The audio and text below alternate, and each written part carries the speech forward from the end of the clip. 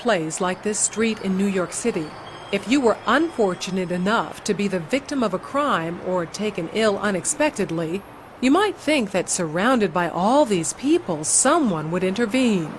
After all, isn't there safety in numbers? Psychologists say no. Research suggests that often a victim is less likely to receive assistance when surrounded by a group rather than a single bystander. When people are in a crowd, it's easier to pass the buck.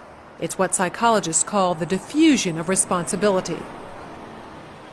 Liverpool Street Station in London, a busy thoroughfare for commuters. Unknown to these passers-by, Peter is an actor. As part of an experiment on bystander apathy, he's pretending to be ill. Help! Help! How long before he gets help? Please, somebody. Help! Help me, sir. Please help me. Helping would be inconvenient or even risky. He lies there for more than 20 minutes and no one raises an eyebrow. Please, somebody help me. It's always very distressing to watch situations like this where people are obviously suffering and no one's actually helping them. But what we have here is two conflicting rules. One is the rule that we ought to help, and the other is the rule that we ought to do what everybody else is doing. And here you have effectively a group of strangers who are exerting the pressure not to intervene, not to help. And it's very difficult to rebel. Ruth, another actor, takes Peter's place. How long before she receives help?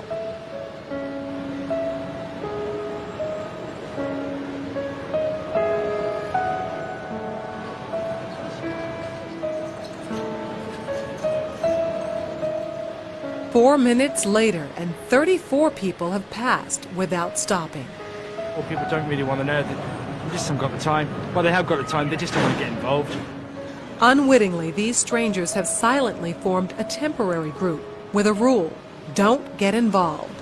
They're afraid to stand out from the crowd and won't take action if no one else does. This woman has clearly spotted Ruth, but she conforms to the rule and does nothing. Watch what happens, though, when someone else helps. You alright? You alright? Yes, thank you. Sure, you look a bit clicky, you know what I mean? She suddenly finds herself in a different group with a new rule: to help. You want to sit up? She don't look well, does she? You alright, yeah?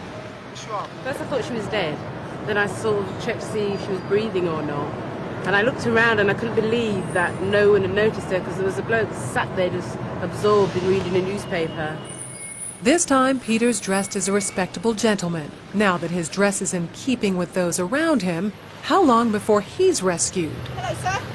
How are you today? I'm all right. 6 seconds. She even calls him sir, and suddenly everyone's a good Samaritan. Do you suffer from epilepsy?